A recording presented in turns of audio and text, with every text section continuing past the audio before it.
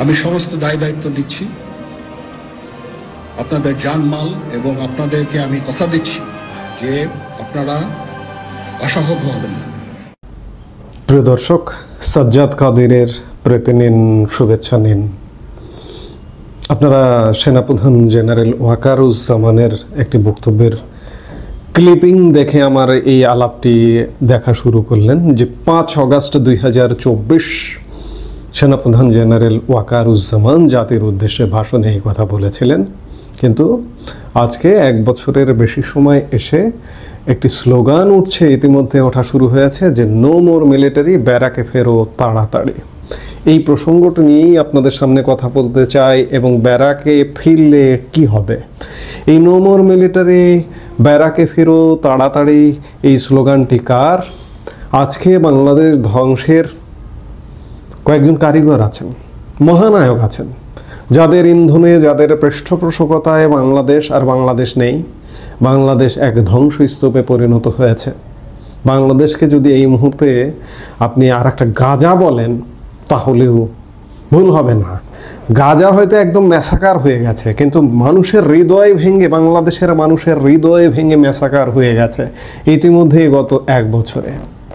এই যে আজকে এই ম্যাসাকারের মহানায়ক যারা, তাদেরই একজন পিনাকি ভট্টাচার্য বিদেশ থেকে প্রতিনিয়ত ইন্ধন জুগিয়ে বাংলাদেশকে ধ্বংসের দিকে নিয়ে যাচ্ছে।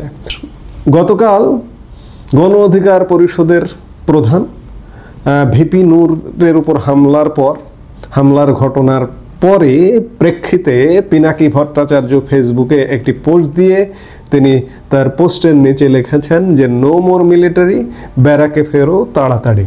ঠিকই কইছেন তিনি, তার ভাষায় বলি, তিনি কইছেন, খাইছেন, গইছেন বলে বলেন, আমি তার ভাষায় বলি, তিনি ঠিকই কইছেন। আজকের এই ধ্বংসাত্মক পরিস্থিতি থেকে বাংলাদেশকে উদ্ধার হতে হলে মাস্ট সেনাবাহিনীর ব্যারাকে ফিরতে হবে, ছেড়ে দিতে হবে, প্রকৃতির হাতে ছেড়ে দিতে হবে। পুলিশ তো নেই, এটি সবাই জানেন। এখন যে পুলিশের কর্মকাণ্ড দেখছেন, ওকে ধরছে, ওকে অ্যারেস্ট করছে, ওকে ইয়ে করছে, এগুলো সম্পূর্ণ একটি বা দুটি দলের, সম্পূর্ণ দলীয় পুলিশ, যারা বিভিন্ন চিপায়, বিভিন্ন গর্তে লুকিয়েছিল এতদিন, তারা এখন বেরিয়ে এসে দাপটের সাথে কিছু সীমিত কিছু দায়িত্ব পালন করে একে ধরছে, ওকে মারছে, ওর বিরুদ্ধে মামলা দিচ্ছে, ওকে অ্যারেস্ট করছে। এটা সীমিত সংখ্যক। বেশিরভাগ পুলিশ কিন্তু নীরব। আমি আগের ভিডিওতেও আজকে বলেছি, আজকে যদি সেনাবাহিনী উঠে যায় তাহলে বাংলাদেশ এক ভয়াবহ রক্তক্ষয়ী সংঘর্ষের মুখে পড়বে।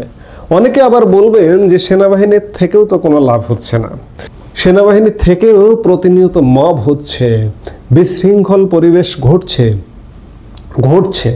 কিন্তু সেটার একটা লিমিট আছে। ধরুন 5% ঘটছে, এই 5%টা সেনাবাহিনী আজকে ব্যারাকে ফিরে যাক, আজকে দুপুর থেকে উঠে যাক, দেখবেন রাত থেকে বাংলাদেশে ভয়াবহ তাণ্ডব শুরু হয়ে গেছে, এবং আলটিমেটলি সেই ঘটনাটি ঘটবে। সেনাবাহিনী ব্যারাকে ফিরবে, সেটি সাময়িক সময়ের জন্য, বাংলাদেশের মানুষকে দেখানোর জন্য, এবং যারা প্রতিনিয়ত সেনাবাহিনীকে গালিগালাজ করেন তাদেরকে দেখানোর জন্য, দেখো যে আমরা উঠে গেলে তোমাদের কি হয়। এবং উঠে যাবে, উঠে গিয়ে এরপরে যে জন্য নামবে সেটি বাংলাদেশকে উদ্ধারের জন্য নামবে। আমরা ধীরে ধীরে সেই পরিস্থিতির দিকেই যাচ্ছি। এই ইন্ধনদাতা পিনাকি ভট্টাচার্য গতকাল ভিপি নূরের হামলার ঘটনা একটা ব্যাখ্যা করেছেন। তিনি বলেছেন যে আজকে হামলা হয়েছে লেফটেন্যান্ট কর্নেল রাকিব, অধিনায়ক ইস্ট বেঙ্গল, বর্তমানে জেলে থাকা আওয়ামী জেনারেল সালাউদ্দিন মিয়াজির ব্যক্তিগত স্টাফ ছিলেন, ও লেফটেন্যান্ট কর্নেল আফজালুর রহমানের সরাসরি নেতৃত্বে। সেনাবাহিনীর কোন অফিসারের নেতৃত্বে গতকালকে ভিপি নূরকে মারা হয়েছে, হামলা হয়েছে, সেটি উদ্ধার করে ফেলেছেন পিনাকিরা। আর হামলার মূল হোতা 9ম পদাতিক ডিভিশনের জিওসি মেজর জেনারেল আসাদ, তার আদেশেই রকিব ও আফজাল হামলা করেছে। গণ অধিকার কার্যালয়ের ভেতরে আসবাবপত্র ভাঙচুর, এর পাশাপাশি টয়লেট ভেঙেও নেতাকর্মীদের উপর হামলা করে সেনাবাহিনী। জাতীয় পার্টি এবং জিএম কাদেরকে রক্ষায় ওয়াকার সর্বশক্তি দিয়ে মাঠে নেমেছে। গেল রোজায় হাসনাত ও সার্জিসকে ডেকে ওয়াকার টেবিল চাপড়ে রিফাইন আওয়ামী লীগ নিয়ে যে হুমকি দিয়েছিল সেটির বহিঃপ্রকাশ নূরের উপর আজকের হামলা। পিনাকের কথায় এটি স্পষ্ট যে সেনাবাহিনী সত্যিকার অর্থে ব্যবস্থা নিয়েছে, সন্ত্রাসের বিরুদ্ধে, সহিংসতার বিরুদ্ধে ব্যবস্থা নিয়েছে, এবং এই ব্যবস্থাটা তাদের খুব স্বাভাবিকভাবে ভালো লাগছে না। অথচ এই সেনাবাহিনী এই যে জুলাই আগস্টের সহিংসতাকারীদের গোপালগঞ্জ থেকে এপিসিতে করে বাঁচিয়ে নিয়ে এসেছিল। আমি বরাবর বলি, আমি সব সময় বলি যে সেনাবাহিনী কিন্তু যে কোনো সময় ঘুরে দাঁড়াতে পারে। এই ঘুরে দাঁড়ানোর শুরুটা হবে, এই যে দাবি উঠছে, পিনাকে দাবি করেছে, বৈষম্য বিরোধী ছাত্র আন্দোলন ফেসবুক পেজ থেকে দাবি করা হয়েছে যে সেনাবাহিনী ব্যারাকে ফিরে যাক। আমরা সেটি দেখবার জন্যই অপেক্ষা করছি যে সেনাবাহিনী, এবং আমরাও এই দাবির সাথে সুর মিলিয়ে একইভাবে বলবো যে সেনাবাহিনী দয়া করে আপনারা ব্যারাকে ফিরে যান। কারণ আপনারা যতক্ষণ মাঠে আছেন, দেশে যা আছে যতটুকু আছে, এর জন্য, এই মব সন্ত্রাসের জন্য, বিশৃঙ্খলার জন্য আপনাদের উপরে কিন্তু দায় দায়িত্ব চেপে যাচ্ছে। আপনারা হয়তো সঠিক দায়িত্ব গতকালকে যেমন দায়িত্ব পালন করেছেন, এইভাবে যদি দায়িত্ব পালন করেন, দেশ এক ভয়ঙ্কর ধ্বংসস্তূপে দাঁড়িয়ে আছে। এভাবে চলতে থাকলে আগামী 3 মাস 6 মাসের মধ্যে পুরোপুরি শেষ হয়ে যাবে, ধ্বংস হয়ে যাবে। ধ্বংসকারীরা সেই এজেন্ডা নিয়েই মাঠে নেমেছে।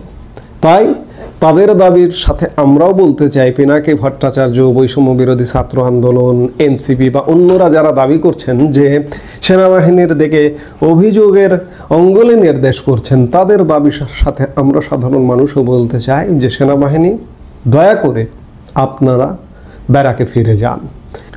সেপ্টেম্বরের মাঝামাঝি সময়ে আপনাদের ম্যাজিস্ট্রেসি পাওয়ার আবার 2 মাসের জন্য বাড়বার একটা সময় আসছে, দরকার নেই, বাড়াবার দরকার নেই। আপনারা দয়া করে ব্যারাকে ফিরে যান এবং সাময়িক সময়ের জন্য ব্যারাকে ফিরে গিয়ে আপনারা নিজেরা নিজেদের সাথে একটু বোঝাপড়া করুন, আত্ম উপলব্ধি করুন যে গত 1 বছরে বাংলাদেশটা কোথায়। কোনো দল করা লাগবে না, কোনো দল কানা হওয়া লাগবে না। একজন সাধারণ মানুষ হিসেবে আমি আমার দৃষ্টিতে বলছি যে একজন সাধারণ মানুষ হিসেবে বলতে চাই যে বাংলাদেশকে কোথায় নামিয়ে ফেলানো হয়েছে, কোথায় নামিয়ে দিচ্ছে। দয়া করে সেনাবাহিনী, সশস্ত্র বাহিনী, আপনাদের যে মান মর্যাদা গত 1 বছরে ক্ষুণ্ণ হয়েছে, এটিকে উদ্ধার করুন। আপনারা যদি ধ্বংস হয়ে যান, আপনারা যদি শেষ হয়ে যান, তাহলে বাংলাদেশ আর থাকে না, বাংলাদেশ আর থাকবে না। এই জন্য এদের সাথে আমরাও দাবি করব, সেনাবাহিনী ব্যারাকে ফিরে যান, ফিরে গিয়ে বাংলাদেশে একটা কঠিন পরিস্থিতির মুখোমুখি হোক এবং ওই পরিস্থিতিটা থেকে উদ্ধার, এবং ওটা থেকেই বাংলাদেশকে উদ্ধারের কার্যক্রম আপনারা শুরু করুন। শুরু করার জন্যই আপনারা ফিরে যান। এই মুহূর্তে আপনাদের জরুরি সত্যিকার অর্থে ব্যারাকে ফিরে যান। দেশে গৃহযুদ্ধ বেঁধে যাক। আজকে গৃহযুদ্ধের চেয়ে কোনো অংশে কম না বাংলাদেশের পরিস্থিতি। কাজেই সেনাবাহিনী মাঠেও থাকবেন, গৃহযুদ্ধও হবে, এই গৃহযুদ্ধের আপনারা দায় নেবেন, নিয়ে মাঠে থাকবেন। এ কাজ করবেন না। আপনাদের ভাবমূর্তি ক্ষুণ্ণ হচ্ছে। ফিরে যান, ফিরে গিয়ে দেখুন কি হয়, এবং দেখুন যে যখন একদম চূড়ান্ত জীবন শেষ হয়ে যাচ্ছে দেশের মানুষের, তখন আবার নামুন পূর্ণ শক্তিতে। এই বন্দোবস্তের মধ্যে নয়, ভিন্ন বন্দোবস্ত। সেটি কোনো ভিন্ন সরকার, সেটিকে আপনাদের তত্ত্বাবধানের সরকার, আপনাদের নিজেদের সরকার। সবকিছুর উদ্দেশ্য হবে বাংলাদেশে একটি অবাধ, নিরপেক্ষ এবং সুষ্ঠু নির্বাচন। সেই লক্ষ্যে আপনারা কাজ করুন। নইলে বাংলাদেশ যদি ব্যর্থ হয়ে যায়, এর দায় বাংলাদেশ সেনাবাহিনীকেও নিতে হবে। আজকে কঠিন পরিস্থিতি, এই পরিস্থিতি থেকে আপনাদের সহযোগিতা ছাড়া বাংলাদেশকে বাঁচানো সম্ভব নয়।